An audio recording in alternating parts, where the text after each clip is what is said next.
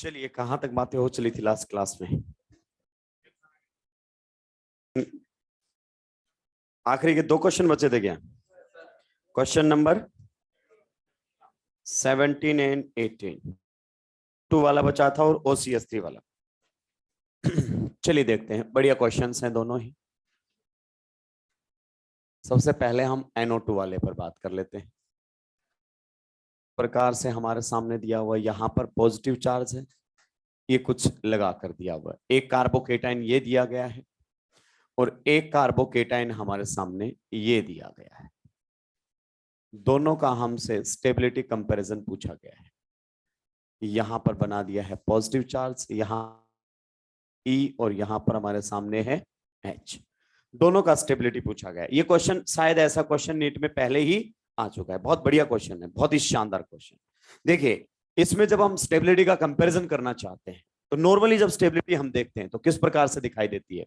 देखिए, 2 पाई बॉन्ड के साथ रेजोनेंस, यस।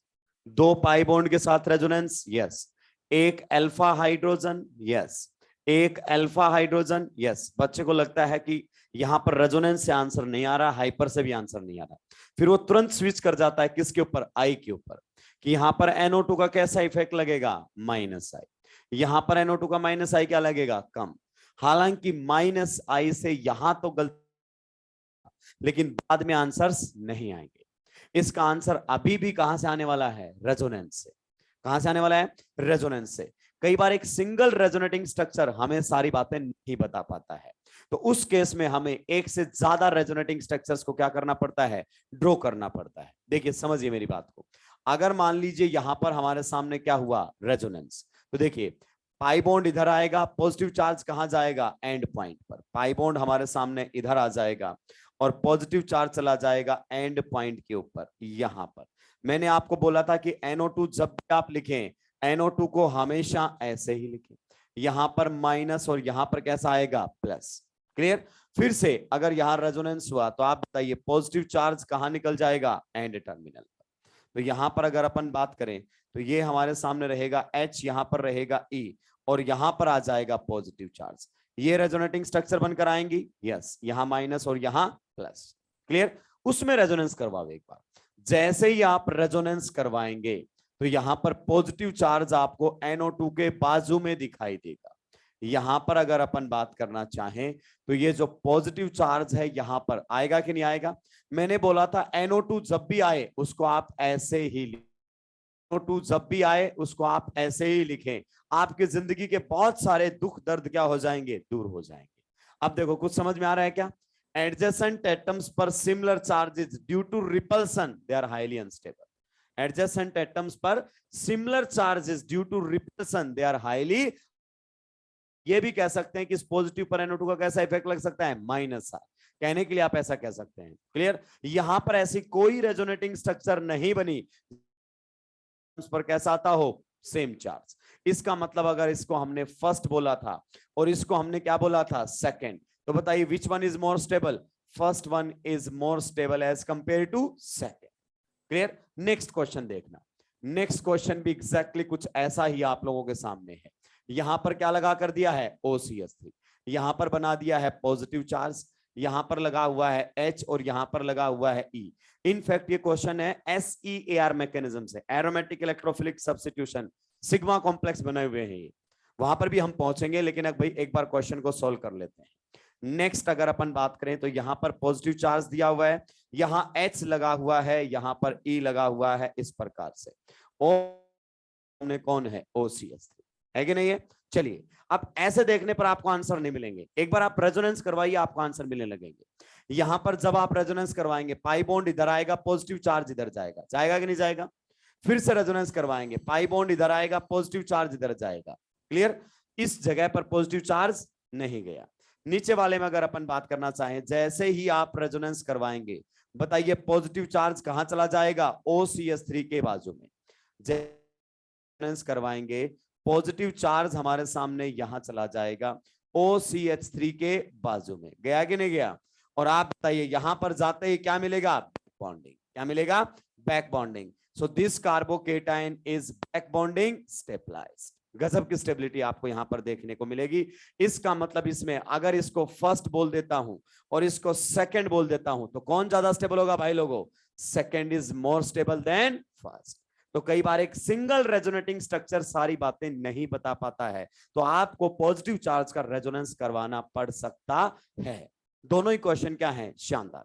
छाप के आगे बढ़ेंगे। किसी को भी डाउट है तो बता दीजिए, किसी भी क्वेश्चन में।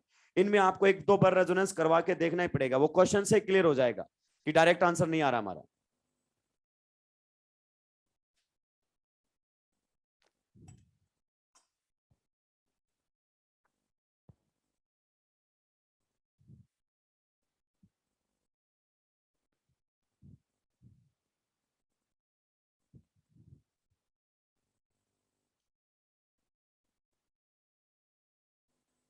जल्दी जल्दी से उठाएंगे।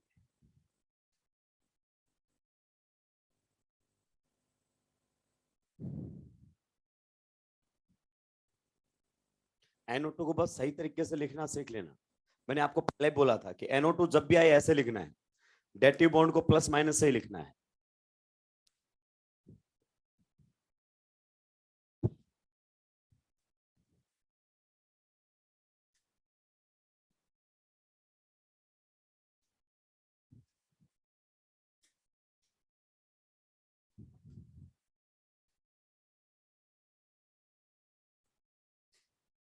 हालांकि ऐसे क्वेश्चंस हमारे मॉड्यूल में नहीं है।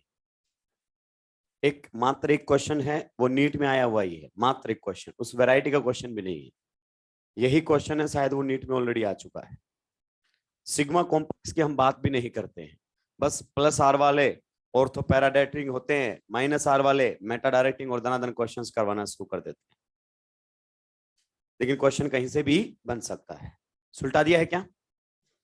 जल्दी जल्दी सुलटाएंगे। मंडे को आना मतलब संडे पूरा बर्बाद किया है, इसीलिए स्पीड एकदम स्लो हो गई है। बर्बाद क्या की? पढ़ाई की। पढ़ाई की तो अच्छी बात है, वरना डिप्रेशन आ रहा होगा। जिन्होंने पढ़ाई नहीं की उनको क्या आ रहा होगा? डिप्रेशन कि एक संडे चला गया। ऐसे धीरे धीरे करके सारे संडे चले जाएंगे। मैंने आपको पहले बोला था, जब तक चीजों को आप पेपर पर नहीं लिखेंगे कोई मतलब नहीं है। माइक्रो लेवल पर प्लानिंग अपनी तरफ से करना सीखो। जितने भी दिन बचे हैं उनको लिखो, और उनमें ऐसे जैसे कि इस वीक के अंदर यहां से यहां तक मैं 5 दिन में ये वाला टॉपिक रिवाइज कर दूंगा, यहां से यहां तक ये टॉपिक रिवाइज हो जाएगा। अपने टेस्ट से पहले लगभग 20-25 दिन पहले तक पूरा रिवाइज कर दो, फिर फास्ट ट्रैक रिवीजन चलेंगे। कम से कम 5 रिवीजन आने ही चाहिए। पेपर पर लिखा होगा तो पेपर पर लिखी होती है ना, तो हम उसको देखते हैं तो ये पता चलता है हम कितने पीछे चल रहे हैं चीजों से। और जब तक हम सोचते हैं ना, उसका कोई मतलब नहीं है। देखो बहुत सारे सोचते हैं कि डॉक्टर बनेंगे, बहुत सारे सोचकर यहां पर आए। सोचने से कोई फर्क नहीं पड़ता है जब तक आप प्लानिंग को एग्जीक्यूट नहीं करेंगे। फिर बाद में डर आपका बढ़ता चला जाएगा, और डर को खत्म करने का एक ही इलाज है कि जिस चीज का डर है वो कर डालो। अगर सिलेबस कम आपका कवर हो रहा है और उस चीज का डर है तो पढ़ने बैठो, डर धीरे धीरे खत्म हो जाएगा। सोचने से डर खत्म नहीं होगा, यूट्यूब पर मोटिवेशनल वीडियो देखने से डर खत्म नहीं होगा। जब तक सुनोगे मोटिवेट रहोगे, जैसे ही वीडियो खत्म डर फिर शुरू हो जाएगा। तो जिस भी चीज का डर है वो काम करने के बाद ही वो डर क्या होता है? खत्म होता है। और फियर एक ऐसी चीज है जो अच्छे अच्छे लोगों की परफॉर्मेंस बिगाड़ देती है भाई। मैं आपको पहले बता देता हूं, अगर आपने बढ़िया तरीके से रिवीजन किया तो वही आपका कॉन्फिडेंस होगा, और अगर आपने रिवीजन ढंग से नहीं किया तो वही आपको क्या लगेगा? डर। और जहां डर लगा फाइल सुलटेगी, परफॉर्मेंस आधी हो जाती है डर के अंदर। चलिए नेक्स्ट हमारे सामने रहेगा stability of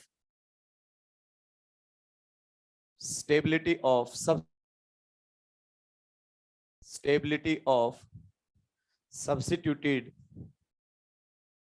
benzyl carbocation. Stability of substituted benzyl carbocation. Benzyl carbocation की हम बात करेंगे, सब्स्टिट्यूटेड। देखिए मैं यहां पर कोई आपको ट्रिक वगैरह लिखवाने वाला नहीं, आप बढ़िया तरीके से खुद कंपेयर करेंगे और आंसर्स देंगे, खुद सोचेंगे कि क्या हमारे सामने होना चाहिए। पहला क्वेश्चन आप लोगों के सामने, सीधा क्वेश्चन। मान लीजिए ये हमारे सामने 4 बेंजाइल कार्बोकेटाइन, ये भी कौन है? Benzyl carbocation. दूसरा भी हमारे सामने है बेंजाइल कार्बोकेटाइन। अब हम इनकी ऑर्थो पैरा मेटा पर कोई ग्रुप लगाएंगे और उनकी स्टेबिलिटी को कंपेयर करेंगे।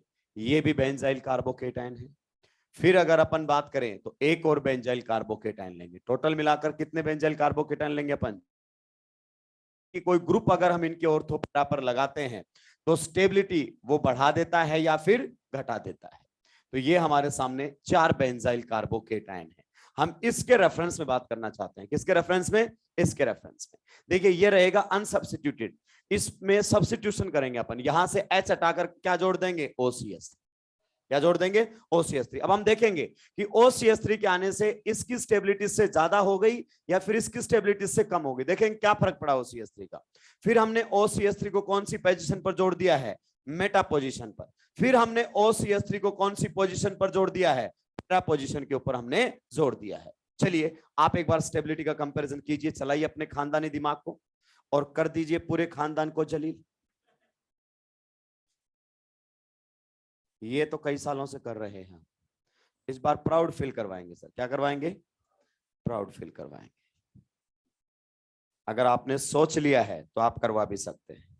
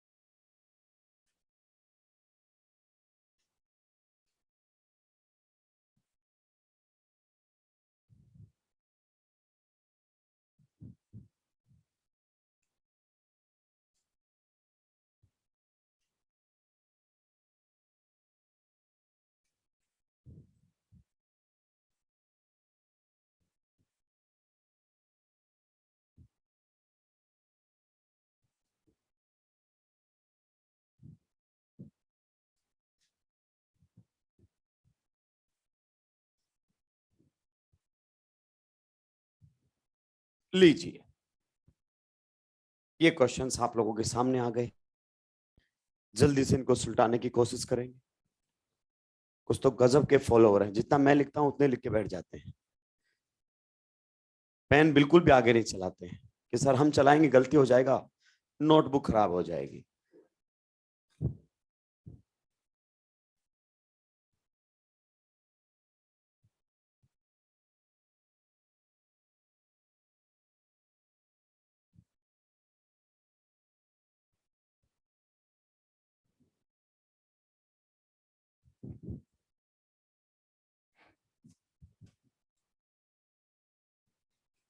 सल्टा दिए है क्या?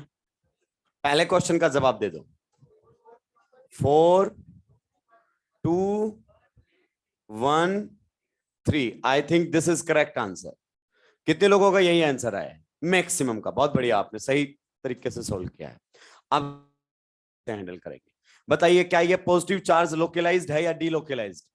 डीलोकलाइज्ड। रेजोनेंस करेगा? करेगा। रेजोनेंस करके कहां पर आएगा? अपनी ऑर्थो पोजीशन पर। और आप देख सकते हैं ऑर्थो पोजीशन पर इसको किसका सुख मिलेगा? Back bonding. आप बैक बॉन्डिंग बोल सकते हैं या ये बोल सकते हैं कौन सा इफेक्ट लगेगा? Plus R. क्लियर? चलिए आप बताइए ये पॉजिटिव चार्ज लोकलाइज्ड है कि डीलोकलाइज्ड? ये पॉजिटिव चार्ज डीलोकलाइज्ड। रेजोनेंस करके कहां पर आएगा? अपनी ऑर्थो पोजीशन पर। फिर से रेजोनेंस करेगा, कहां पर चला जाएगा? अपनी पैरा पोजीशन पर। आप बताइए क्या यहां पर इसको बैक बॉन्डिंग का सुख मिलेगा? नहीं, बैक बॉन्डिंग नहीं कर पाएगा ये। नेक्स्ट अगर अपन बात करना चाहें तो फिर से ये रेजोनेंस करेगा, कहां पर आएगा? ऑर्थो पर। फिर रेजोनेंस करके कहां पर आ जाएगा? पैरा पर। और बताइए पैरा पर जब आएगा तो क्या इसको बैक बॉन्डिंग का सुख मिलेगा? यस, 100% इसको बैक बॉन्डिंग का सुख मिलेगा। अब मेरी बात को ध्यान से सुनना। नॉर्मली आप क्या सुनते हैं कि मेटा पर आर इफेक्ट नहीं लगता। ये बोलना गलत है, मेटा पर आर इफेक्ट नहीं लगता। अगर अपन बात करें क्या ये OCS3 बेंजीन के साथ रेजोनेंस कर रहा है? यस, इसको कोई दिक्कत नहीं है। Lone pair will convert into pi bond and pi bond will convert into negative. बिल्कुल ये बेंजीन के साथ रेजोनेंस कर रहा है। लेकिन ध्यान से सुनना, जब दो ग्रुप एक दूसरे की ऑर्थो पोजीशन पर होते हैं, ध्यान से सुनो, जब दो ग्रुप बेंजीन की एक दूसरे की ऑर्थो पोजीशन पर होते हैं तो बेंजीन के साथ भी रेजोनेंस करते हैं और आपस में भी रेजोनेंस करते हैं।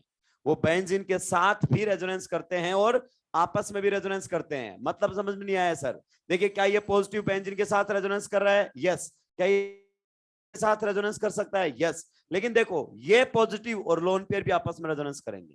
ये पॉजिटिव चार्ज ऑर्थो पर आ गया, यस, और देखो बैक बॉन्डिंग हो गई। इसका मतलब है कि पॉजिटिव और लोन पेयर का रेजोनेंस हो चुका है यहां पर। इधर भी देखो, जब दो ग्रुप एक दूसरे की पैरा पोजीशन पर होते हैं, जब दो ग्रुप एक दूसरे की पैरा पोजीशन पर होते हैं, तो वो आपस में भी रेजोनेंस करते हैं और वो बेंजीन के साथ भी रेजोनेंस करते हैं। वो आपस में भी रेजोनेंस करते हैं और वो बेंजीन के साथ भी रेजोनेंस करते हैं। क्या इस पॉजिटिव चार्ज ने लोन पेयर के साथ रेजोनेंस किया? हाँ। किया कि नहीं किया? यस। अगर दो ग्रुप एक दूसरे की मेटा पोजीशन पर हैं, अगर दो ग्रुप एक दूसरे की मेटा पोजीशन पर हैं, तो वो बेंजीन के साथ तो रेजोनेंस करेंगे लेकिन आपस में नहीं करेंगे। ये पॉजिटिव चार्ज कभी इसके लोन के साथ रेजोनेंस नहीं कर पाएगा। ये बोलना चाहिए हमें कि if two groups are meta position of each other then they are not involved in resonance। अगर एक दूसरे की मेटा पोजीशन पर हैं तो वो आपस में रेजोनेंस में इन्वॉल्व नहीं होते हैं। चलिए, तो इसका मतलब अगर अपन बात करें, यहां पर प्लस आर, यस, यहां पर भी प्लस आर, इन दोनों की स्टेबिलिटी सबसे ज्यादा होनी चाहिए क्योंकि इन्हें में क्या देखने को मिला है? Back bonding. हाँ या ना? कैसे डिसाइड करें? आर डिस्टेंस पर डिपेंड तो करता नहीं है, तो फिर किसको देखेंगे? आर के बाद एच, OCH3, ORH इफेक्ट नहीं लगाता है। एच इफेक्ट केवल कौन लगाते हैं? कौन लगाते हैं? Alkyl groups. तो इसका कैसा इफेक्ट देखने को मिलेगा? -I। और पैरा तक जाते जाते आई का कोई मतलब नहीं रह जाता है। हाँ या ना? चलिए, तो सबसे ज्यादा स्टेबल हमारे सामने फोर्थ, और फिर कौन सा आ जाएगा? सेकंड।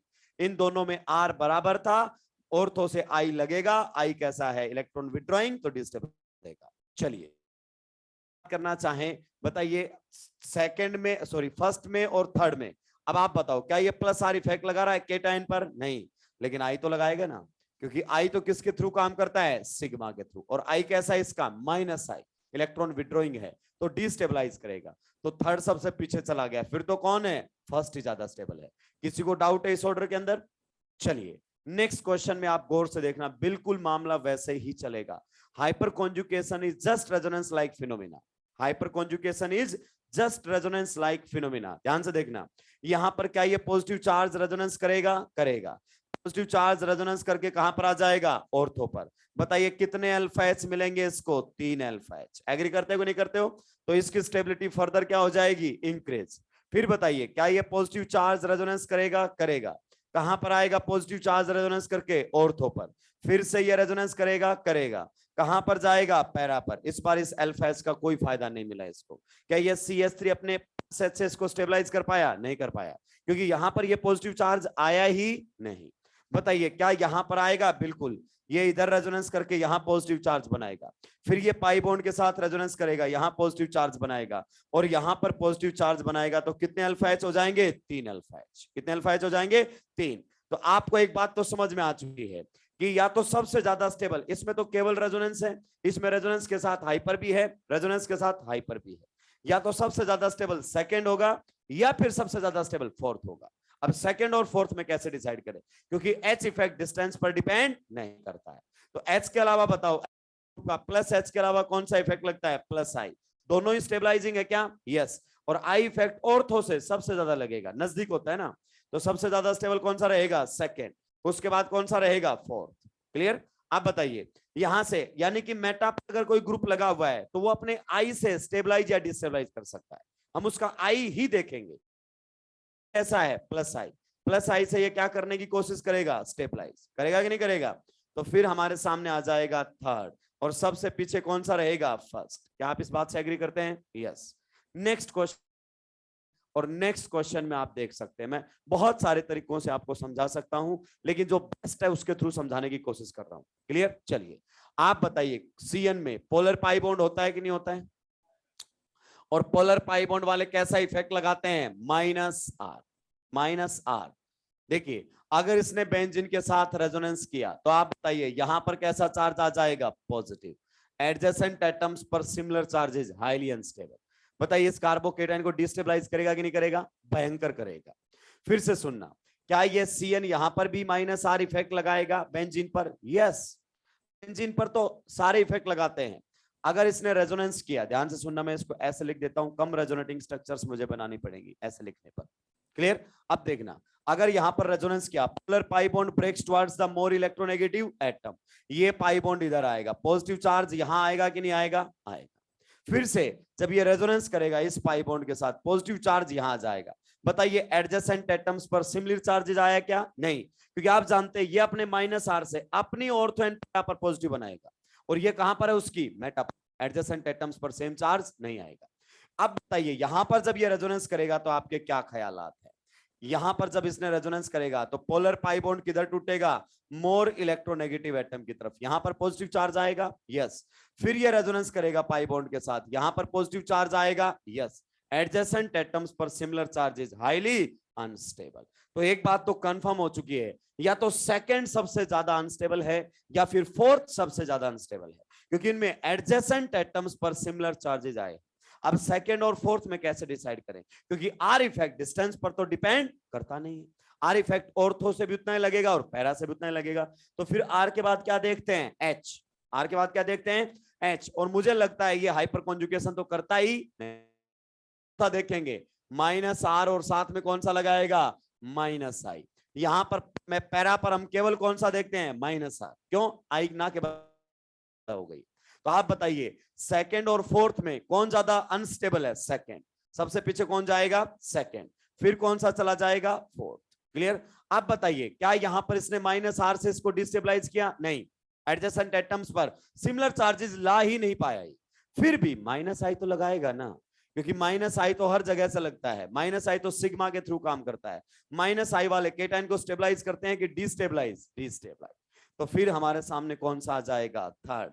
और सबसे ज्यादा स्टेबल कौन सा रहेगा? फर्स्ट। अब आप गौर से देखो, सीएन चाहे ऑर्थो पर आया हो, चाहे मेटा पर आया हो, चाहे पैरा पर आया हो, इसने डिस्टेबलाइज ही किया है।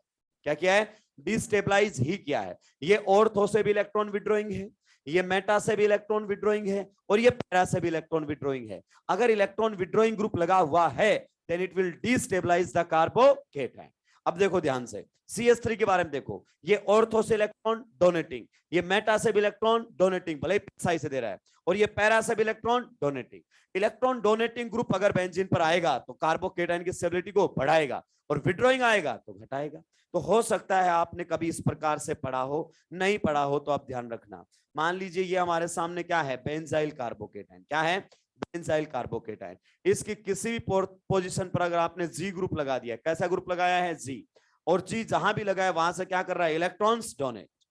जहां भी लगा है वहां से इलेक्ट्रॉन्स क्या कर रहा है? डोनेट। मान लीजिए ऑर्थो से भी इलेक्ट्रॉन डोनेट कर रहा है, मेटा से भी कर रहा है, और पैरा से भी कर रहा है। तो इस टाइप के वालों कार्बोकेटाइन की स्टेबिलिटी नॉर्मल बेंजाइल कार्बोकेटाइन से क्या रहेगी? ज्यादा। अनसब्स्टिट्यूटेड से क्या रहेगी? ज्यादा। आप इसका एग्जांपल देख सकते हैं, चाहे CH3 कहीं भी लगा हो, उसने स्टेबलाइज ही किया है। और मान लीजिए आपने ऐसा कोई ग्रुप लगा दिया है जो क्या कर रहा है? इलेक्ट्रॉन्स विड्रॉ कर रहा है। क्या कर रहा है? इलेक्ट्रॉन्स विड्रॉ कर रहा है। कहीं पर भी लगाया कैसे न कैसे करके, ये जी ग्रुप अगर हमारे सामने कैसा है? इलेक्ट्रॉन विड्रॉइंग है। तो इस टाइप के ग्रुप लगने से बेंजाइल कार्बोकेटाइन की स्टेबिलिटी कम हो जाती है, और डोनेटिंग के लगने से स्टेबिलिटी बढ़ जाती है। क्या आप इस बात से टोटली एग्री करते हैं? टोटली एग्री करते हैं? छापिए, आगे बढ़ूंगा। सुलटा दिया क्या? छापो, जल्दी छापो।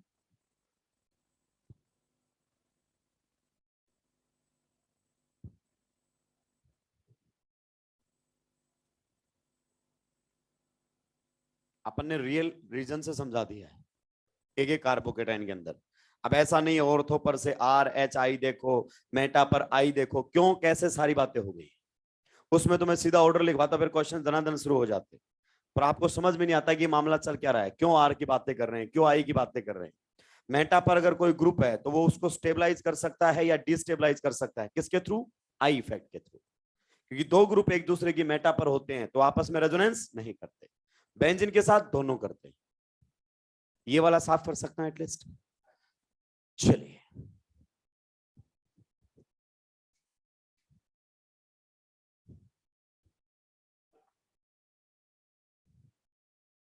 क्वेश्चन नंबर 4, बेहतरीन क्वेश्चन है भैया।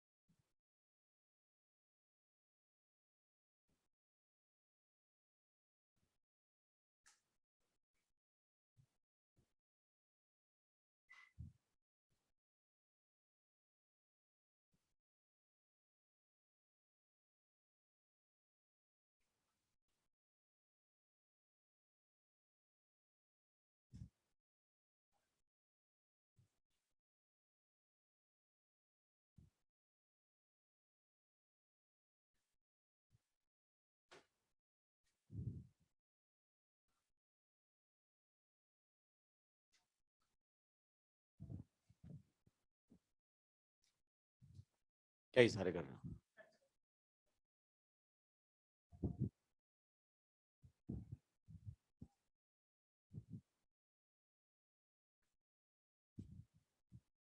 चलिए दीजिए आंसर।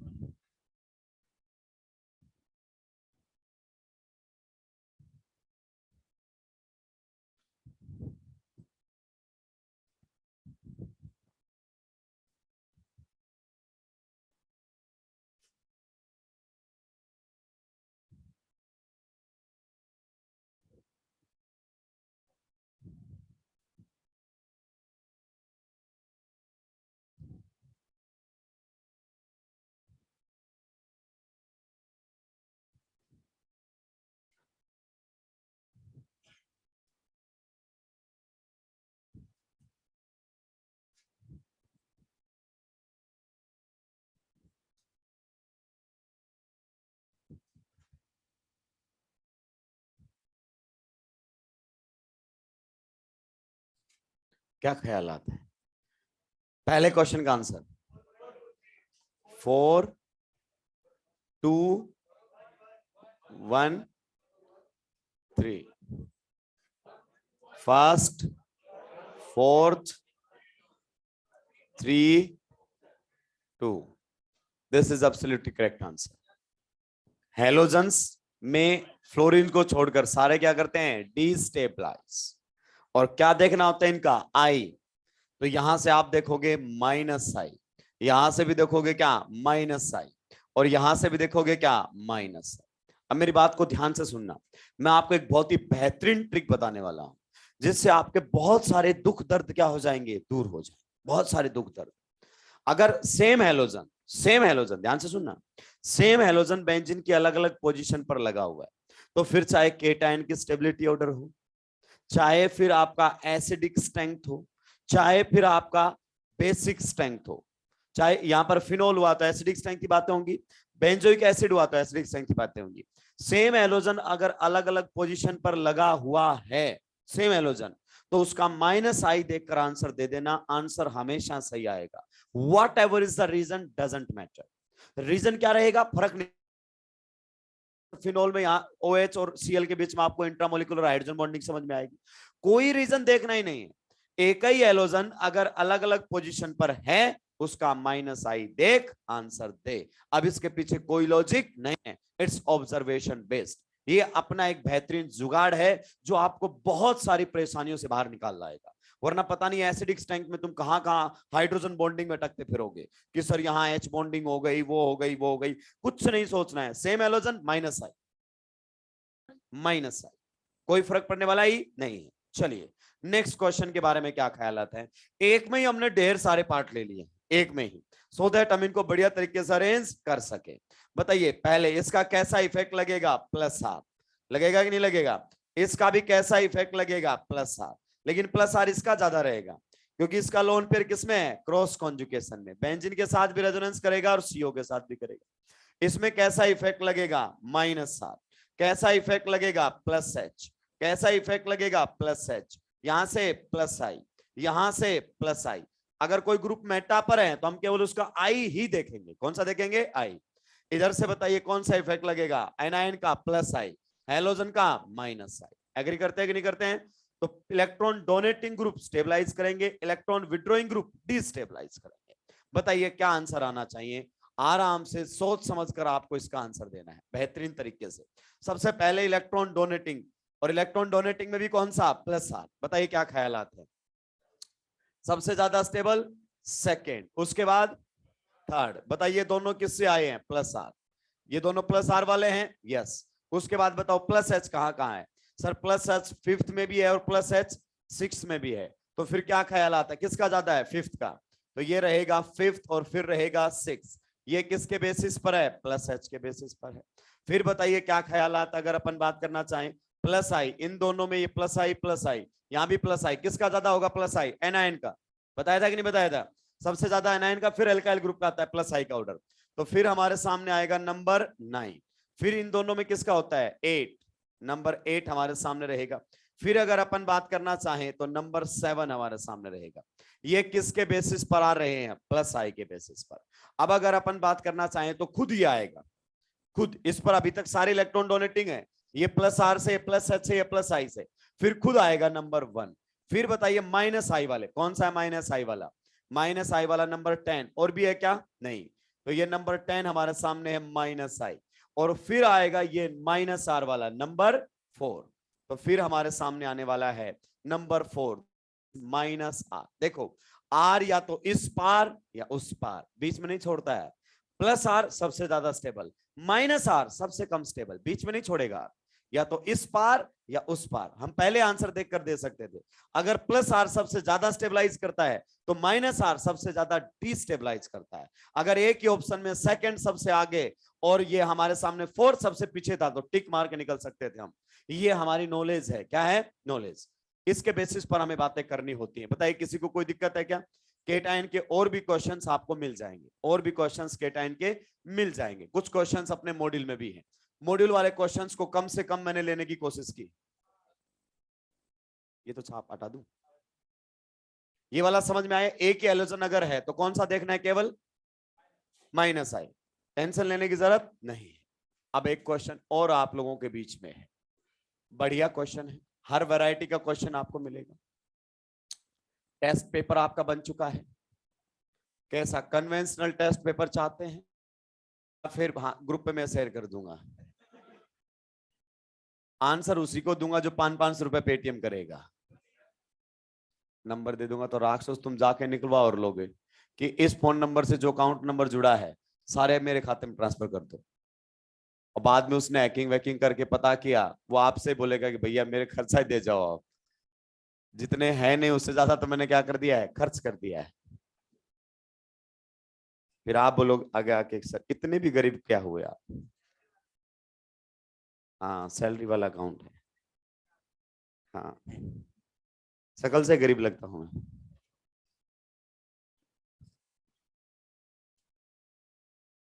खानदानी गरीब है, करोड़ों की पैसे की बात करते। जिस दिन मेरे अकाउंट में करोड़ रुपए हो गए ना, मैं कई दिनों तक नहीं पढ़ाऊंगा। अकाउंट में डाल के ब्याज खाऊंगा आराम से मस्त। कहीं किसी स्कूल में जाके पढ़ाऊंगा, 1 करोड़ रुपए का ब्याज, प्याज राक्षस। इसको गर्मियों में बस प्याज और रबड़ी याद आ रही है।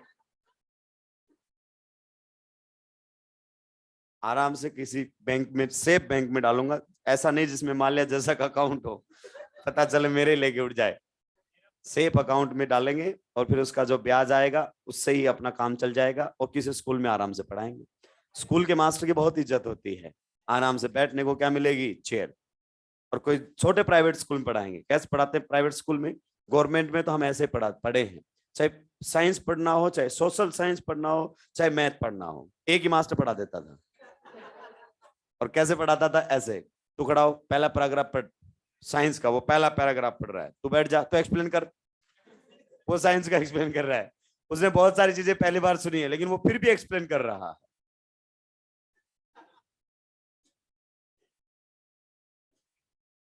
और बीच में कोई है तो उसको बोलेगा तू इधर आ, गर्दन दबा मेरे पीछे आराम से।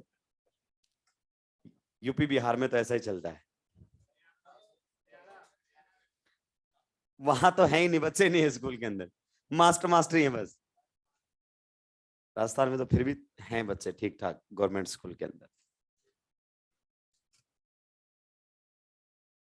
हाँ मैं जानता हूँ अब आप पूरा डिस्कशन करें, लेकिन जो क्वेश्चन लिखा हुआ है ना उस पर किसी का दिमाग नहीं चलेगा कि सर वो आप सोल्व कर लो, बाकी हम आपके साथ हैं। बताइए पहले बताओ इस पॉजिटिव चार्ज के बारे में आपका क्या ख्यालात है? कैसा है? लोकेलाइज्ड। कैसा है? लोकेलाइज्ड, हाँ या ना? तो क्या ये पॉजिटिव चार्ज अपने घूम घूम के बेंजीन के अलग अलग पोजीशन पर जाएगा? नहीं, एक ही जगह टिका रहेगा। बहुत बढ़िया। आप बताइए क्या ये पॉजिटिव कभी यहां आ सकता है? नहीं। तो फिर CS3 बोलेगा ठीक है मैं प्लस आई से स्टेबलाइज कर देता हूं इसको। किससे स्टेबलाइज कर देता हूं? प्लस आई से। आप बताइए इस पॉजिटिव चार्ज को क्या बैक बॉन्डिंग का सुख मिलेगा? नहीं, ये लोन पेयर के बाजू में ही नहीं आ पाएगा। तो OCS3 बोलेगा मैं इसको माइनस आई से डिस्टेबलाइज करूंगा। फिर तो बताइए यहां पर तो वैसे भी कौन सा लगता है? माइनस आई। तो सबसे ज्यादा स्टेबल कौन सा रहेगा? सेकेंड। फिर कौन सा रहेगा? फर्स्ट। फिर कौन सा रहेगा? फोर्थ। और फिर कौन सा रहेगा? थर्ड। अब इसके बाद आप दुनिया का कोई भी क्वेश्चन कार्बोकेटाइन की स्टेबिलिटी से रिलेटेड कर सकते हैं। आपके टेस्ट पेपर में जो कार्बोकेटाइन की स्टेबिलिटी के क्वेश्चंस हैं वो ना आपके मॉड्यूल में होगा, ना आपकी नोटबुक में होगा, और ना ही आपकी रेस में होगा। क्वेश्चन एकदम नया होगा। टफ नहीं बोला है मैंने, टफ होना अलग बात है। नीट के लेवल पर क्वेश्चन नया होगा, क्योंकि ऐसा थोड़ी है कि हमें पहले से अपनी नोटबुक से नीट का क्वेश्चन आएगा। अगर आप बोलोगे कि नहीं नहीं सर आप तो ऐसा बनाओ जिसमें हमारे सारे क्वेश्चन सही हो जाएं, उसका कोई फायदा नहीं है। पेपर का मीडियम वही जो नीट होता है, लेकिन क्वेश्चन हमारे लिए नया होना चाहिए ताकि हमें पता चल सके। कुछ लोगों को तो आंसर याद हो चुके हैं, राक्षसों को सारे फेज के क्वेश्चन पेपर कर लिए 2-3 सालों में, क्वेश्चन आते बोल देता थर्ड होगा इसका। तो चलिए, तो ये हमारे सामने था किसका, stability of carbocation. Next heading लगा देंगे stability of carbon free radical. Y वाला तो एक भी क्वेश्चन नहीं आएगा, मैं जानता हूं, वो तो तुमने जरूर सोल्व किया होगा कि क्या पता इसके पास वही टेस्ट पेपर हो और ये वही क्वेश्चन एज इट इज दे दे। कितना सोचते हो ना तुम, कितना सोचते हो कि इसने लास्ट में कौन कौन से फेज पढ़ाए हैं, साहब के फेज के पेपर निकाल लाओ। ऐसा कुछ भी नहीं है। पेपर कहां से बनकर आता है, डिपार्टमेंट से, ऊपर से बनकर आता है, हमें भी नहीं पता चलता है कहां से क्वेश्चंस आने वाले हैं। चलिए, इन दोनों के अंदर बता दीजिए स्टेबिलिटी ऑर्डर। इन दोनों के अंदर first is more stable always, या कोई चेंज होगा, कभी चेंज नहीं होगा। यहां चेंज की कोई संभावना ही नहीं है। क्यों नहीं है सर संभावना? भाई साहब ये 3 डिग्री है, इसमें देखो कितने अल्फा एच हैं, 9 है कि नहीं है, तो 6 तो ये भी लेके बैठा है। 6 alpha H plus 3 pi bond, उसकी बैंड बजा देगा स्टेबिलिटी के अंदर। वो कब होता था, वो तब होता था जब ये कैसा होता था, बेंजाइल, सिंपल, कोई अल्फा हाइड्रोजन नहीं होता था, तब ये ऑर्डर आपको ऑब्जर्व होता था। अब ऐसा ऑर्डर ऑब्जर्व होने वाला नहीं है। क्लियर? चलिए ध्यान से देख लेना, इसमें 6 अल्फा एच हो चुके हैं। अगर अल्फा एच बढ़ गए तो हाइपर कॉन्जुगेशन से भी स्टेबिलिटी बढ़ेगी। नेक्स्ट हमारे सामने रहेगा stability of carbon free radical. और रेडिकल भाई अलग ही लेवल की चीज है। रेडिकल क्या है, अलग ही लेवल की चीज है, बहुत ही विचित्र चीज है रेडिकल। हाँ, रेडिकल के बारे में जितनी कम बातें करेंगे उतना ही बढ़िया है, वरना रेडिकल में फाइल हमारी सुलट सकती है। नेक्स्ट हमारे सामने रहेगा stability of carbon free radical. Stability of carbon free radical, stability of carbon free radical. Carbon free radical को लेकर हमें स्टेबिलिटी की बातें करनी है। सबसे पहले आपको मैं बता दूं कि यहां पर कोई चार्ज नहीं होता है। कार्बन फ्री रेडिकल एक न्यूट्रल स्पीसीज होती है। ये देखिए गौर से, हमारे सामने इसको क्या बोलते हैं, methyl radical. Methyl free radical बोल दीजिए, ये क्या बोलते हैं, मिथाइल रेडिकल। आप बताइए इसके बारे में आपके क्या ख्याल है? गौर से देखिए इसको, क्या इस पर कोई चार्ज है? नहीं है। कोई चार्ज है? नहीं है। मोस्ट ऑफ द केसेज में आप लोग क्या बोल देते हैं कि free radical is just like carbocation. बिल्कुल नहीं है भाई, कार्बोकेटाइन जैसा ये है ही नहीं। केटाइन के केस में क्या होता है, आयन होता है, चार्ज होता है, लेकिन रेडिकल के केस में कोई चार्ज नहीं है। केटाइन को हमेशा ही इलेक्ट्रॉन विड्रॉइंग ग्रुप डिस्टेबलाइज करते हैं, फिर वो चाहे इलेक्ट्रॉन्स कहीं से विड्रॉ करे, -I से या -R से। लेकिन रेडिकल के केस में यह बोलना कि इलेक्ट्रॉन विड्रॉइंग ग्रुप्स रेडिकल को डिस्टेबलाइज करते हैं, खतरे से खाली नहीं है। इलेक्ट्रॉन विड्रॉइंग ग्रुप रेडिकल को स्टेबलाइज भी करते हैं, लाइक -R। ये बात आपको ध्यान रखनी है। हो सकता है आपने पहले ऐसा ना सुना हो, तो परेशान होने की जरूरत नहीं है। ये देखिए, अगर अपन बात करना चाहें stability of carbon free radical is directly proportional to +R, ये तो सब पढ़ते ही हैं। उसके बाद -R, ध्यान से सुन लो, -R भी रेडिकल को स्टेबलाइज करता है। कैसे, क्यों, आपके लेवल पर डिस्कस नहीं किया जा सकता। एमओटी एक्सप्लेन करती है इसको भयंकर तरीके से। उसके बाद +H भी क्या करेगा, स्टेबलाइज, +I भी क्या करेगा, स्टेबलाइज। ये सारे के सारे स्टेबलाइज करते हैं। एक ही है जो इसको डिस्टेबलाइज करता है, और वो है -I। केवल एक ही है जो कार्बन फ्री रेडिकल को डिस्टेबलाइज करता है। अब ध्यान से सुनना स्टेटमेंट, ध्यान से सुनना statement, electron withdrawing groups destabilise the carbon free radical. ये स्टेटमेंट सही है या गलत है? Electron withdrawing group destabilise the carbon free radical, ये स्टेटमेंट सही है या गलत है? गलत, क्योंकि -R वाले भी इलेक्ट्रॉन विड्रॉइंग होते हैं, still they stabilize the carbon free radical. एकदम अलग मामला होता है -R के केस में, एकदम अलग मामला हमारे सामने यहां पर रहता है। क्लियर? यहां पर एमओटी जो होती है वो एक्सप्लेन करती है कि -R कैसे स्टेबलाइज करता है, हमें उस लेवल पर नहीं जाना है। लेकिन सर आप बात क्यों कर रहे हो? क्योंकि बेटा जेईई मेंस में क्वेश्चन आ चुका है। -R से। और आपको आगे ब्यूना N पढ़ना है पॉलीमर के अंदर, तो उसके बिना आप नहीं समझ सकते इस बात को। क्लियर? तो अपने को ध्यान रखना है, हाईलाइट करके बता रहा हूं कि -R क्या करता है, स्टेबलाइज। क्लियर? चलिए अब आपके सामने क्वेश्चंस आ रहे हैं, दिमाग आपके पास है, कर दीजिए अपने पूरे खानदान को जलील। पहला क्वेश्चन आप लोगों के बीच में, वो भी बिना किसी प्राइज मनी के। पैसे की तो बात आप करना ही नहीं, पैसे तो आप मेरे को भेजते रहना, सिलेक्शन लेने के बाद जब आप डॉक्टर बन जाओ तो कट फिक्स कर लेंगे, अभी मैं दे दूंगा, कोई दिक्कत की बात नहीं। आप तो बस पैसे दो, हम फिर चलते हैं, फिर हमें क्लास लगाने की कोई जरूरत नहीं है। आप हमारी फीस रिटर्न कर दो बस, जैसे पूरी फीस राक्षसों ने मुझे ही दी है।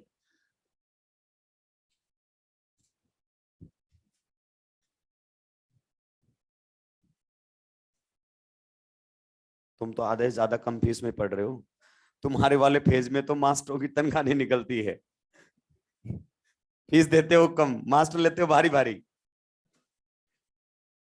नहीं, मैं अपने आप को भारी नहीं बता रहा, मैं पता है कोई भी बोले तीर तो मेरी तरफ ही उड़ाना है तुम्हें, बाकी तो भारी भारी मास्टर हैं। हाँ, सारे ही भारी हैं मेरे को छोड़ के। कितना? ये देखो,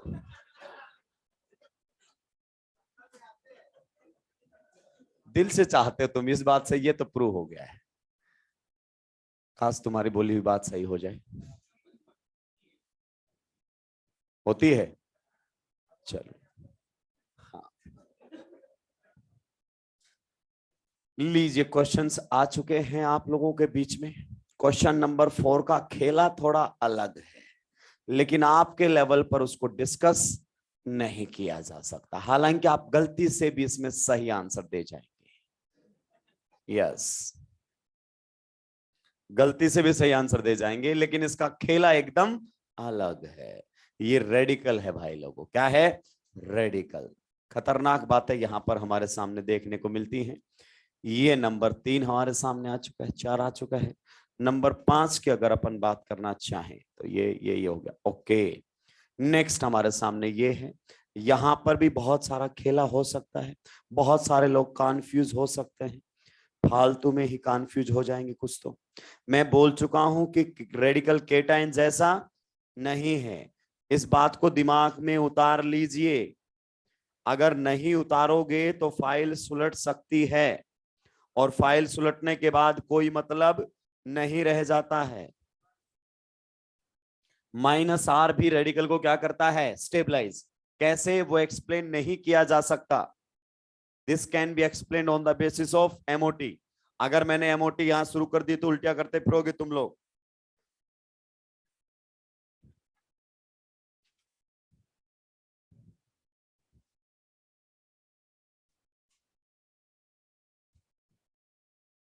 सोमो लुमो इंट्रैक्शन, सोमो सिंगली ऑक्यूपाइड मोलिकुलर ऑर्बिटल, लुमो पढ़ाया तो मैं कब मना कर रहा हूं, नहीं पढ़ाया है, लेकिन ऑर्गेनिक वाला एकदम अलग है मामला। LUMO lowest unoccupied molecular orbital, उनके इंट्रैक्शन से -R कर देता है स्टेबलाइज, किसको?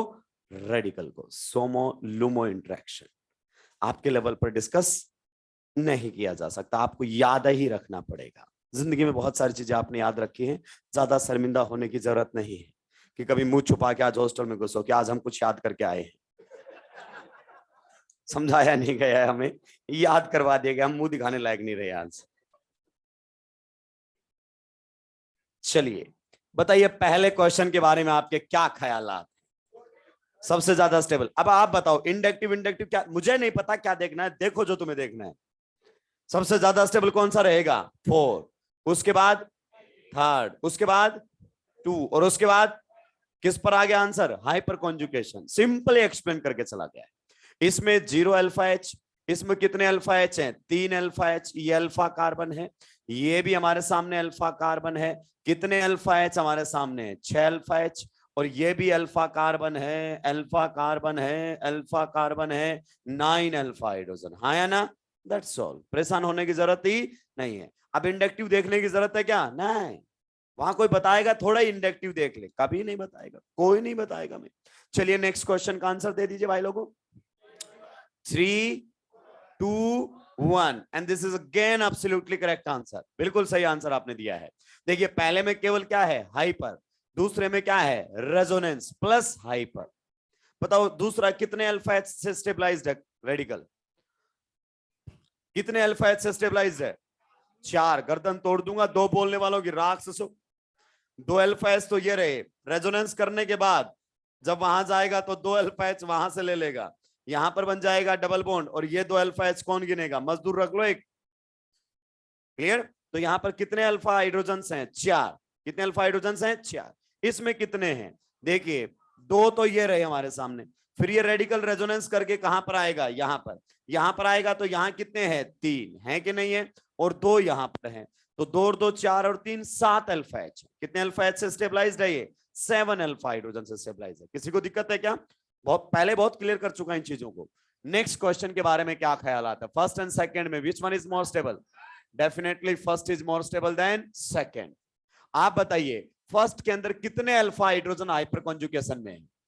क्या ये अल्फा एच हाइपर कर सकता है? नहीं, ये कर नहीं सकता। क्यों नहीं कर सकता सर? करवा दीजिए, ब्रेड रूल का सरेआम उल्लंघन कर देंगे आप। अगर ये इधर सिग्मा बॉन्ड डिलोकेलाइज हो गया, अगर इधर ये सिग्मा बॉन्ड डिलोकेलाइज हो गया, तो यहां पर क्या बन जाएगा, डबल बॉन्ड, और यहां पर क्या बन जाएगा, रेडिकल। ब्रिजाइड कार्बन की हाइब्रिडाइजेशन sp2, नहीं ये हो नहीं सकता। आगे बात समझ में? तो कई बार हम अल्फा एच इन्वॉल्व है हाइपर कॉन्जुगेशन के अंदर, 3 और 2 5, ये हाइपर कॉन्जुगेशन के अंदर इन्वॉल्व नहीं है। ब्रिजाइड का हाइड्रोजन हाइपर कॉन्जुगेशन में नहीं आ पाएगा। नेक्स्ट क्वेश्चन का जवाब दे दीजिए, क्या रहेगा आंसर? 3, 2, 1। आपने इसको रेजोनेंस से देखकर दिया है क्या?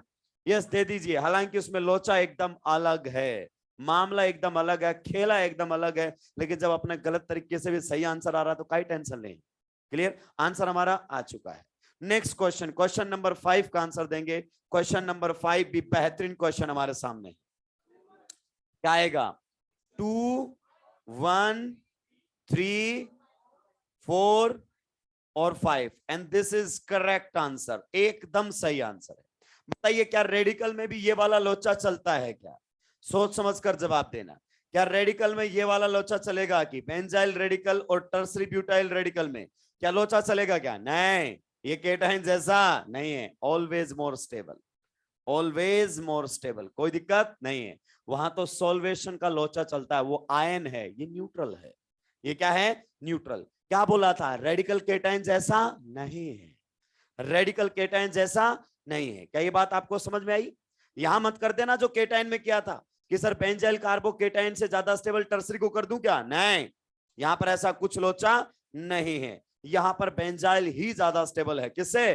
टर्सरी से। अगर मैं नहीं बताता तो फाइल क्या पता सुलट जाती आप लोगों की ओवर थिंकिंग के चक्कर में कि भाई उसने वहां तो केटाइन में उसने बता दिया, रेडिकल में। अपनी रिस्पॉन्सिबिलिटी बनती है, अपन भी तो कुछ करेंगे ना। एक दो क्वेश्चन तो अपन भी गलत करके आएंगे, सारे उसके पढ़ाने से गलत थोड़ी करेंगे अपन। चलिए नेक्स्ट क्वेश्चन की तरफ। क्वेश्चन नंबर कौन सा आने वाला है? 6। क्वेश्चन नंबर 6 आप लोगों के बीच में हाजिर है और जवाब तो आपको देना ही पड़ेगा। ये रेडिकल हमारे सामने है और फिर अगर अपन बात करना चाहें तो ये रेडिकल हमारे सामने है। बताइए दोनों में से कौन ज्यादा स्टेबल है? फर्स्ट एंड सेकंड में से क्या ख्यालात हैं आपके स्टेबिलिटी का order? Yes absolutely correct. Minus R भी रेडिकल को क्या करता है? स्टेबलाइज। इसमें केवल कौन सा इफेक्ट है? Plus H. और इसमें कौन सा इफेक्ट है? Minus R. Second is more stable as compare to first. Second is more stable as compare to first. बहुत बढ़िया। क्वेश्चन नंबर 7 की तरफ चलते हैं। क्वेश्चन नंबर 7 हमारे सामने कुछ ऐसा है। ये हमारे सामने दिया हुआ है टर्सरी ब्यूटाइल रेडिकल और ये हमारे सामने यहां पर लगाकर दिया हुआ है Cl। बताइए दोनों में से किसकी स्टेबिलिटी ज्यादा है? बताइए दोनों में से किसकी स्टेबिलिटी ज्यादा है? फर्स्ट एंड सेकंड में से सेकंड। डेफिनेटली यहां पर कौन सा इफेक्ट काम करेगा? Minus R. तो ये स्टेबलाइज रहेगा। Second is more stable than first. Second is more stable than first. बहुत ही बढ़िया आप लोगों ने यहां पर जवाब दिया है। अगर प्लस आर आ जाता तो भी स्टेबलाइज करता। प्लस आर भी क्या करता है? स्टेबलाइज। Question number 8। मान लीजिए एक रेडिकल हमारे सामने यही है, टर्सरी ब्यूटाइल रेडिकल। क्या है?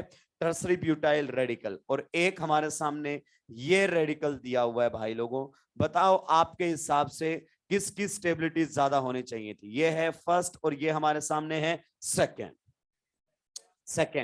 सेकंड में प्लस आर लगेगा क्या? यस। लोन पेयर के बाजू में अगर रेडिकल होता है तो वो भी प्लस आर से क्या हो जाता है? स्टेबलाइज।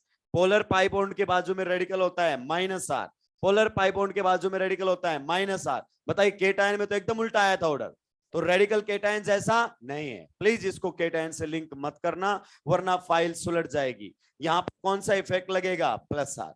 तो second is more stable than first. अब आपके दिमाग में एक बात आ रही होगी कि सर माइनस आर ज्यादा स्टेबलाइज करता है रेडिकल को या प्लस आर? ये आपके लेवल पर कभी डिस्कस नहीं करेगा, इसमें बहुत सारी चीजें इन्वॉल्व हैं। इसके अंदर मामला जो है गंभीर है, आपसे कभी नहीं पूछेगा। अगर आपको यह पता लग जाए ना कि माइनस आर स्टेबलाइज करता है रेडिकल को, यही बहुत बड़ी बात है आपके लिए, आपके लेवल पर। वरना तो हम तो ये सोचते थे कि माइनस आर क्या करता है? डिस्टेबलाइज। रेडिकल को केवल और केवल एक ही डिस्टेबलाइज करता है and that is minus I. गलती से कल पूछ लेना कि which of the following effect destabilize the carbon free radical? Minus I. बाकी सारे क्या करते हैं? स्टेबलाइज। क्लियर? चलिए, तो ये हमारे सामने था किसका खेला? रेडिकल का खेला। आखिरी क्वेश्चन, उम्मीद करता हूं उसके आंसर आप सभी लोग दे देंगे। आखिरी क्वेश्चन, और उम्मीद करता हूं उसका आंसर तो आप सभी दे ही देंगे। क्वेश्चन नंबर कौन सा रहने वाला है? 9। बहुत सारे क्वेश्चंस मैंने आपको करवाए हैं, बाल्टी भर भर के क्वेश्चंस करवा दिए, चेक कर सकते हैं आप जाकर। बहुत सारे क्वेश्चन, क्योंकि इट्स ऑल अबाउट प्रैक्टिस। आप लोगों को थ्योरी पढ़ानी नहीं चाहिए, क्या करवाने चाहिए? केवल क्वेश्चन प्रैक्टिस करने चाहिए। लेकिन कुछ लोगों की थ्योरी भी क्लियर नहीं होती है, और होती है तो पता नहीं क्या क्या क्लियर होता है उसमें। आखिरी क्वेश्चन है, इसके सवाल का जवाब दीजिए। कौन सा ज्यादा स्टेबल है? सबसे ज्यादा स्टेबल फर्स्ट, उसके बाद सेकेंड, उसके बाद थर्ड। बिल्कुल सही आपने आंसर दिया है। किस बेसिस पर दिया है? किस बेसिस पर दिया है? ईएन के बेसिस पर। मतलब ठीक है, आंसर आपने दे दिया है। हालांकि ऐसा नहीं होता है कि मोर ईएन पर रेडिकल लेस स्टेबल, कभी नहीं होता है, because it is not charge. आप जब भी पढ़ते हैं ना, आप क्या पढ़ते हैं? Positive charge on more EN less stable, negative charge on more EN more stable. Radical का कभी नहीं पढ़ा जाता। रेडिकल सबसे अलग है, इसका स्टेबिलिटी आता है ऑर्डर बॉन्ड डिसोसिएशन एनर्जी से। इनफैक्ट कौन रेडिकल ज्यादा स्टेबल है और कौन रेडिकल कम स्टेबल है, यह पता किया जाता है बॉन्ड डिसोसिएशन एनर्जी से। अगर बॉन्ड डिसोसिएशन एनर्जी कम है तो स्टेबिलिटी क्या मिलेगी? ज्यादा। और बॉन्ड डिसोसिएशन एनर्जी ज्यादा है तो स्टेबिलिटी क्या मिलेगी? कम। मैं एक बार आपको बताना चाहता हूं कि हमें कैसे पता चलता है। जैसे आप पूछ सकते हो, भाई केमिस्ट को कैसे पता चला कि ये रेडिकल कम स्टेबल है और वो रेडिकल ज्यादा स्टेबल है? कहीं ना कहीं से तो कुछ ना कुछ डेटा तो आया होगा ना। तो ये रेडिकल जब बनते हैं तो उनकी बॉन्ड डिसोसिएशन एनर्जी से पता चलता है। जैसे यहां पर कार्बन हाइड्रोजन में बॉन्ड रहा होगा कि नहीं रहा होगा? यस। यहां पर कार्बन कार्बन में बॉन्ड रहा होगा कि नहीं होगा? यस। तो इस बॉन्ड को होमोलेटिकली तोड़ा गया, इस बॉन्ड को भी होमोलेटिकली तोड़ा गया। इस बॉन्ड की बॉन्ड डिसोसिएशन एनर्जी कम आई एक्सपेरिमेंटल, और इसकी क्या आई? ज्यादा। तो हो गया मतलब अगर किसी की बॉन्ड डिसोसिएशन एनर्जी कम आ रही है मतलब चीज क्या बन रही है? स्टेबल, बनना पसंद कर रही है। और किसी की बॉन्ड डिसोसिएशन एनर्जी क्या आ रही है? ज्यादा, मतलब चीज क्या मिल रही है? अनस्टेबल, बनना पसंद नहीं कर रही है। यहीं से इनका स्टेबिलिटी ऑर्डर आता है। भले ही आप इसको केटायन की तरह लिंक करके आंसर दे दीजिए, बट वो उसकी ऑथेंटिक एक्सप्लेनेशन नहीं है। अब सुनना ध्यान से, कहां से आता है बढ़िया तरीके से आप लोग सुनेंगे। मान लीजिए ये हमारे सामने दिया हुआ है इस प्रकार से, हमें ये बॉन्ड तोड़ना है कार्बन और हाइड्रोजन का। आप बता सकते हैं ये बॉन्ड किसके बीच में बना है? यस, कार्बन का कौन सा ऑर्बिटल है? sp2।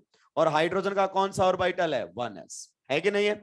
आपको ये बॉन्ड होमोलेटिकली तोड़ना पड़ेगा। बॉन्ड डिसोसिएशन एनर्जी का मतलब बॉन्ड कैसे तोड़ना पड़ेगा? होमोलेटिकली। रेडिकल्स बनाने पड़ेंगे। एक इलेक्ट्रॉन को भेज दिएगा, हाँ एक इलेक्ट्रॉन को भेज दीजिएगा यहां। अगर ऐसा आपने किया तो हमारे सामने बताइए ये विनाइल रेडिकल बनकर आ जाएगा कि नहीं बनकर आ जाएगा? यस। मान लीजिए इसके लिए हमें बॉन्ड डिसोसिएशन एनर्जी BD1 देनी पड़ी। क्लियर? हमें देनी पड़ी। एक्सपेरिमेंटल हमें पता लग जाएगा कितनी एनर्जी दी इस बॉन्ड को तोड़ने के लिए। फिर हमारे सामने आया है बेंजीन। बेंजीन में भी कार्बन हाइड्रोजन बॉन्ड हमें सुलटाना है। ध्यान से सुन लीजिए, बहुत तबीयत से मैं आपको शानदार बात बता रहा हूं। कभी स्टेटमेंट टाइप क्वेश्चन डल गया तो सुलझ जाएंगे हम सब के सब। यहाँ पर कार्बन और हाइड्रोजन के बीच में है, कार्बन कौन सा है, sp2, और हाइड्रोजन का बॉन्ड कैसा है, किससे बना है, 1s। जब इस बॉन्ड को तोड़ा गया होमोलेटिकली, कैसे तोड़ा गया, होमोलेटिकली, तो जब इस बॉन्ड को तोड़ा तो कुछ ना कुछ बॉन्ड डिसोसिएशन एनर्जी देनी पड़ेगी, यस, कुछ ना कुछ बॉन्ड डिसोसिएशन एनर्जी देनी पड़ेगी, यस। कितनी देनी पड़ी, BD2, कितनी देनी पड़ी, BD2। क्लियर। नेक्स्ट अगर अपन बात करना चाहें तो ये हमारे सामने है एसिटाइलिन। एसिटाइलिन में भी हमें ये बॉन्ड तोड़ना पड़ेगा। इस बॉन्ड को भी हमें तोड़ने के लिए कुछ ना कुछ बॉन्ड डिसोसिएशन एनर्जी देनी पड़ेगी। एक इलेक्ट्रॉन कहां चला जाएगा, यहां, एक इलेक्ट्रॉन कहां चला जाएगा, यहां। जब इस बॉन्ड को तोड़ा गया तो हमारे सामने ये वाला रेडिकल बनकर आया। आप बता सकते हैं ये जो बॉन्ड तोड़ा है वो किस किस के बीच में बना था, कार्बन का कौन सा था, sp, और हाइड्रोजन का कौन सा था, 1s। क्या आप थ्योरेटिकली ये बता सकते हैं कि कौन सी बॉन्ड डिसोसिएशन एनर्जी सबसे ज्यादा रही होगी? इनफैक्ट हम उल्टा पढ़ते हैं, पता है, हम बॉन्ड डिसोसिएशन एनर्जी का ऑर्डर बताते हैं on the basis of stability of radical. करते हैं कि नहीं करते हैं? हमसे पूछा जाता है कि बॉन्ड डिसोसिएशन एनर्जी कंप्यूट कीजिए, तो हम रेडिकल बना बना कर चेक करके आंसर देते हैं। इनफैक्ट रेडिकल की स्टेबिलिटी वहीं से निकल के आती है, क्योंकि बॉन्ड डिसोसिएशन एनर्जी एक एक्सपेरिमेंटल डेटा होता है। क्या होता है, एक्सपेरिमेंटल डेटा। आप बताइए, आप थ्योरेटिकली अगर अपन बात करना चाहें, इसको BD3 का मैं नाम दे दूं, किसका नाम दे दूं, BD3 का अगर मैं नाम दे दूं, तो आप बताइए सबसे ज्यादा बॉन्ड डिसोसिएशन एनर्जी कौन सी होनी चाहिए, BD2, BD1 या BD3? बिल्कुल सही आपने आंसर दिया है, सबसे ज्यादा BD3 होनी चाहिए। क्यों? क्योंकि ये बॉन्ड बना है sp2 1s, ये बना है sp2 1s, ये बना है sp और 1s। More will be the percentage s character, stronger will be the bond, smaller will be the bond. आप इसको आईओसी में तबीयत से पढ़ चुके हैं कि परसेंटेज s करेक्टर जितना ज्यादा होगा बॉन्ड उतना छोटा होगा, और बॉन्ड जितना छोटा होगा बॉन्ड स्ट्रेंथ उतनी ज्यादा, बॉन्ड स्ट्रेंथ जितनी ज्यादा तो बॉन्ड डिसोसिएशन एनर्जी उतनी ज्यादा। हाँ या ना? तो आप बड़ी आसानी से बोल सकते हैं कि ये सबसे ज्यादा, ये थ्योरेटिकली बता दिया और एक्सपेरिमेंटली भी यही पाएगा। तो इस रेडिकल को बनाने के लिए सबसे ज्यादा बॉन्ड डिसोसिएशन एनर्जी देनी पड़ी। इससे प्रूव होता है कि ये सबसे अनस्टेबल होता है। क्यों? क्योंकि अगर एनर्जी ज्यादा देनी पड़ रही है मतलब चीज बनना पसंद नहीं कर रही। क्लियर। अब अगर अपन बात करें इन दोनों के अंदर, तो यहां तो सर ओवरलैपिंग तो क्या है, सेम है, परसेंटेज एस करेक्टर क्या है, सेम। एक्सपेरिमेंटली हमने पाया है कि जो BD2 होता है वो BD1 से भी क्या होता है, ज्यादा। BD2 होता है वो BD1 से भी क्या होता है, ज्यादा। इनफैक्ट पहले बॉन्ड डिसोसिएशन एनर्जी आई, फिर रेडिकल स्टेबिलिटी आई। अब हम इन दोनों के अंदर बड़ी आसानी से बता सकते हैं कि इसमें बॉन्ड डिसोसिएशन एनर्जी ज्यादा क्यों है, क्योंकि ये रेडिकल और ये रेडिकल की स्टेबिलिटी हम कंपेयर कर सकते हैं। देखिए कैसे कंपेयर करोगे सर, ये वाली चीज तो दोनों में क्या हो गई है, कॉमन। गौर से देखो, ये वाली चीज दोनों में कॉमन है, यस। डबल बॉन्ड के ऊपर रेडिकल, यस, डबल बॉन्ड के ऊपर रेडिकल, लोकलाइज्ड लोकलाइज्ड। क्लियर। चलिए अब बाकी का बचा हुआ बताओ क्या ख्यालात है। बताइए ये डबल बॉन्ड कैसा इफेक्ट लगाएगा, -I।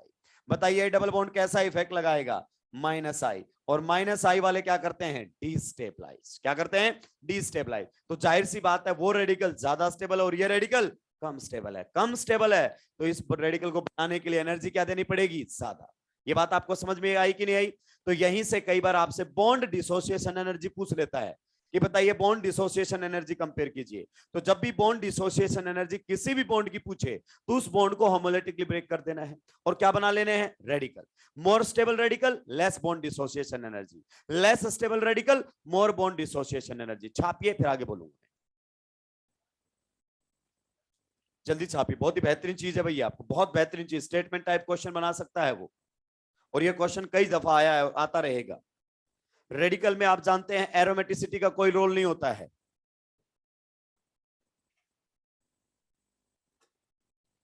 रेडिकल के अंदर एरोमेटिसिटी आ सकती है क्या, ऑड पाई इलेक्ट्रॉन्स आते हैं, non aromatic.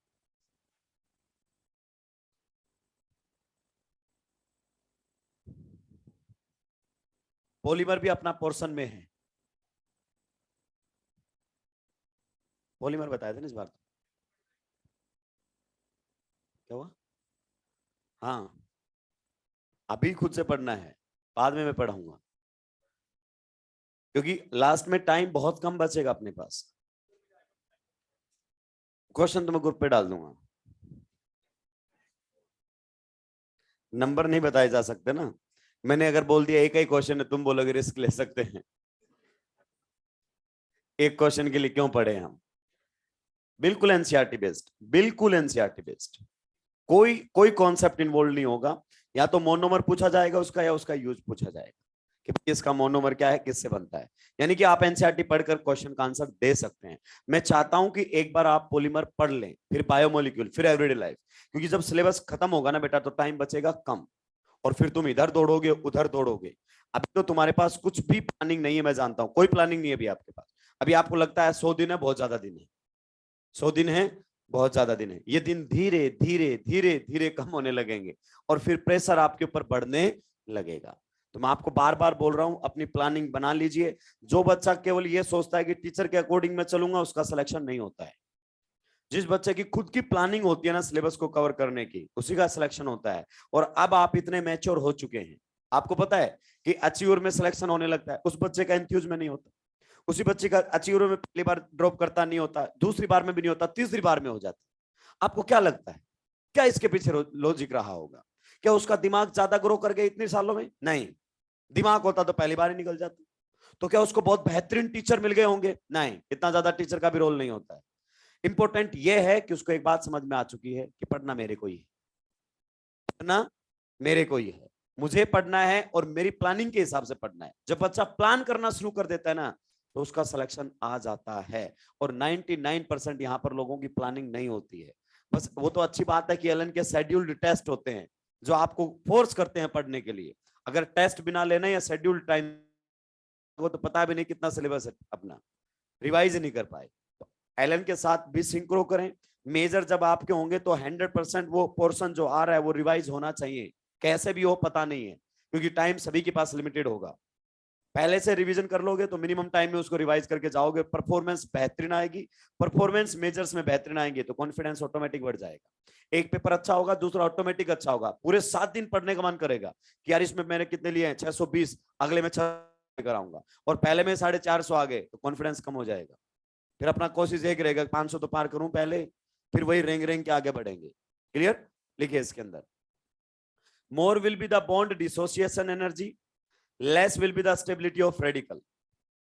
More will be the bond dissociation energy, more will be the bond dissociation energy, less will be the stability of radical, less will be the stability of radical, less will be the stability of radical। Radical की stability क्या रहेगी? कम, और vice versa, और vice versa. यानी कि आप radical की stability से बॉन्ड डिसोसिएशन एनर्जी का भी कंपैरिजन कर सकते हैं। नेक्स्ट हमारे सामने रहेगी स्टेबिलिटी ऑफ कार्ब एनायन। लीजिए, आखिरी इंटरमीडिएट आप लोगों के बीच में आ चुका है, stability of carb anion.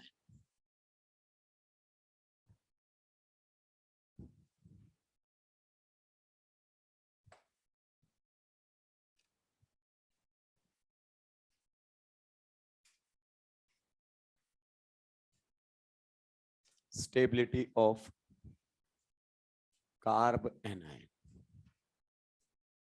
Carb anion को लेकर हम बात करने वाले हैं, किसके रिगार्डिंग? स्टेबिलिटी। देखिए, कार्ब एनायन की अगर अपन बात करें तो कार्ब एनायन में कार्बन पर कैसा चार्ज मिलेगा आपको? नेगेटिव। और आप जानते हैं चार्ज किसी भी स्पीसीज के ऊपर अनस्टेबल होता है। नेगेटिव को नेगेटिव वाले डिस्टेबलाइज करते हैं, और पॉजिटिव को, सॉरी, नेगेटिव को नेगेटिव वाले स्टेबलाइज करेंगे, माइनस वाले सारे इलेक्ट्रॉन विड्रॉइंग होंगे माइनस वाले, तो नेगेटिव को नेगेटिव वाले क्या करेंगे? स्टेबलाइज। मान लीजिए, क्या कहना चाहते हो sir? If G is electron withdrawing, if G is electron withdrawing, तो ये इसको क्या करेगा? स्टेबलाइज। तो यहां पर अगर अपन बात करना चाहें, अगर जी इलेक्ट्रॉन विड्रॉइंग है देन इट विल स्टेबलाइज। अगर जी हमारे सामने क्या है? Electron donating. If G is electron donating, then ये हमारे सामने क्या कर देगा? इसको डिस्टेबलाइज। क्या कर देगा? डिस्टेबलाइज। क्या ख्याल आता आपके? सही है कि नहीं है? अब आप बताओ कैसे कैसे हम बात करना चाहेंगे। स्टेबिलिटी ऑफ कार्बन है, अब आप पहचानिए कौन कौन से इलेक्ट्रॉन डोनेटिंग है, कौन कौन से इलेक्ट्रॉन विड्रॉइंग है। Stability of carb anion, carb anion की बातें करते हैं। बताइए, डायरेक्टली प्रोपोर्शनल टू क्या रहेगा? -7। इलेक्ट्रॉन विड्रॉइंग है, yes. Directly proportional to -H, electron withdrawing है, yes. Directly proportional to minus I, ये हमारे सामने रहेगा। इनवर्सली प्रोपोर्शनल टू क्या रहेगा, plus R, inversely proportional to plus I, क्योंकि एनायन के केस में प्लस एच आपका लगता नहीं, बताया था कि नहीं बताया था, लोन पेयर वाला आपका हाइपर नहीं कर सकता, प्लस एच इफेक्ट नहीं लगता है, तो ये हमारे सामने रहने वाला है। उसके अलावा आईओसी किसी भी आयन की स्टेबिलिटी सबसे पहले एक्सप्लेन करता है। आईओसी बोलता है कि सबसे पहले किस पर जाइए आप, साइज, उसके बाद आप क्या देखिए, ईएन, और ये दोनों सेम हो जाएं तो आप ऑर्गेनिक के पाले में आ जाइए।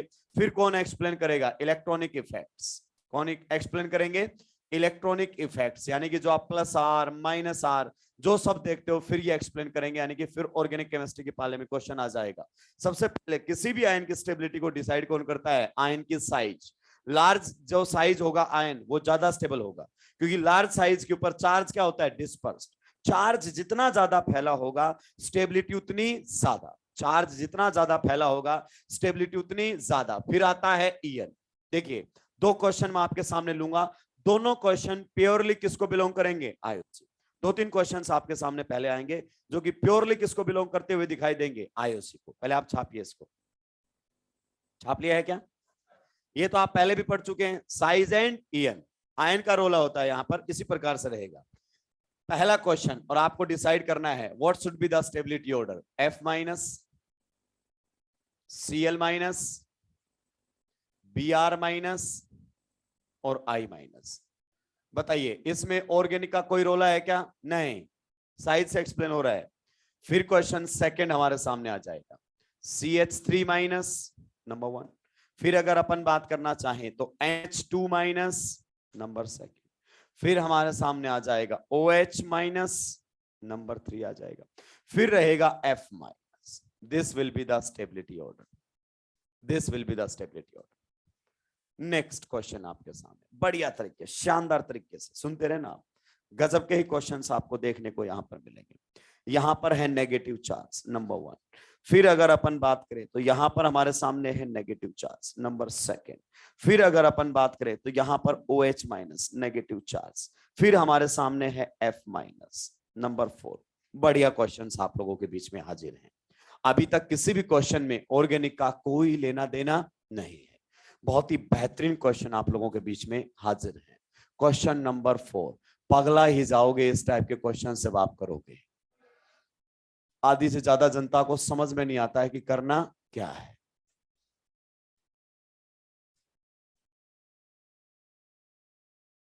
ये देखिए क्वेश्चन नंबर 5,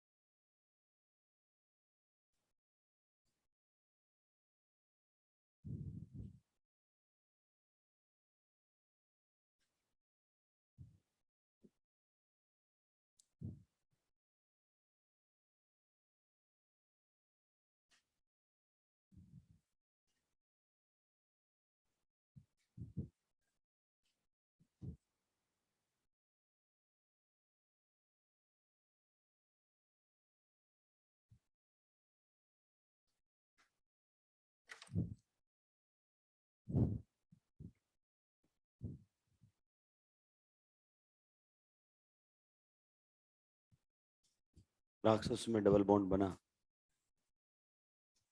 5 मेंबर रिंग में। इसको मैथ्स की याद आने लग गई है। आज तो स्पेशल भी नहीं हो सकता है, कल था, एक टाइम खिलाया होगा।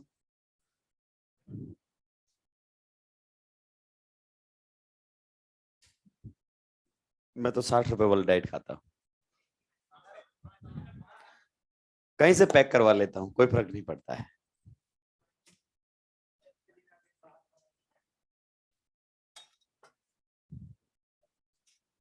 किसका? हाँ, मेरी गृहस्थी में छलांग लगा दो तुम। पता नहीं यहाँ के स्टूडेंट्स को मास्टर की पर्सनल लाइफ जानने में इतनी दिलचस्पी क्यों है। अगर कोई मास्टर अपनी पर्सनल लाइफ डिस्कस कर देना 15 मिनट, सारे अलर्ट हो जाएंगे और वो कई सालों तक याद रहेगी उनको। कुछ तो अपनी कॉलेज की बातें बता देते हैं, बस फिर तो पागल हो जाता, फैन हो जाता है बच्चा उसका। हाँ, अब एलन जिस चीज के पैसे दे रहा है वो काम करना पड़ेगा ना। हमको यहाँ अपनी पर्सनल लाइफ डिस्कस करने के लिए आए हैं, पढ़ाने के लिए आए हैं।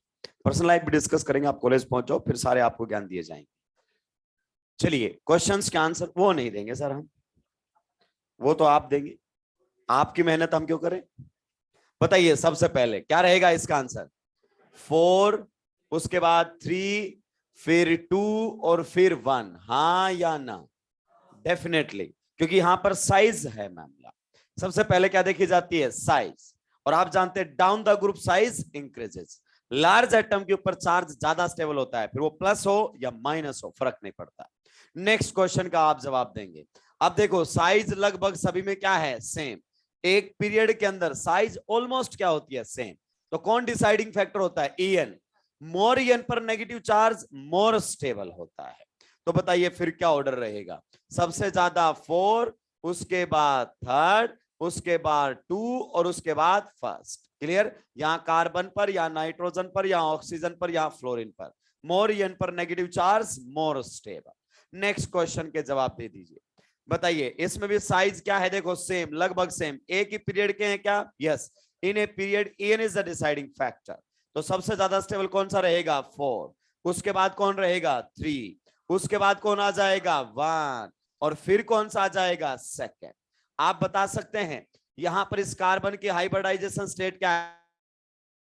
आपका लोन पेयर है, ये कौन से ऑर्बिटल के अंदर है? ये sp हाइब्रिड ऑर्बिटल के अंदर ये लोन पेयर अवेलेबल होता है। क्लियर? sp कार्बन की En sp3 नाइट्रोजन से ज्यादा होती है। sp कार्बन की En sp3 नाइट्रोजन से ज्यादा होती है, ऑक्सीजन से ज्यादा नहीं होती। ऑक्सीजन आज भी En में इसका पापा है। बताया था कि नहीं बताया था? Modified En। चलिए नेक्स्ट क्वेश्चन की तरफ चलते हैं। बताइए फर्स्ट एंड सेकंड में विच one is more stable? Second is more stable than first. बताया था भाई लोगों En के बारे में, बताया था मैंने। यहां पर भी इसकी हाइब्रिडाइजेशन कैसी है? sp। और यहां पर भी इसकी हाइब्रिडाइजेशन कैसी है? sp। हालांकि आप जानते हैं पाई बॉन्ड अगर पोलर होता है तो En को फर्दर इंक्रीज कर देता है। कैसे? खुद पर तो क्या लेता है? पार्शियल नेगेटिव, और यहां पर क्या डेवलप कर देता है? Partial positive. डिपेंड करता है कि नहीं करता है? तो यहां पर सेम En के बीच में पाई बॉन्ड बना हुआ है और यहां पर En डिफरेंस से बना हुआ है, तो खुद पर क्या लेगा? Partial negative. यहां क्या डेवलप करेगा? Partial positive. En further increase हो जाएगी। मॉडिफाइड En स्केल में बताया था कि सबसे पहले प्लस वाले, फिर पार्शियल प्लस वाले, फिर न्यूट्रल, फिर पार्शियल माइनस और फिर माइनस वाले। फिर किसका करेक्टर? एस करेक्टर का लोचा आया था, फिर बॉन्ड एंगल का लोचा आया था। चलिए नेक्स्ट क्वेश्चन के बारे में आपके क्या ख्याल है जरा बता दीजिए।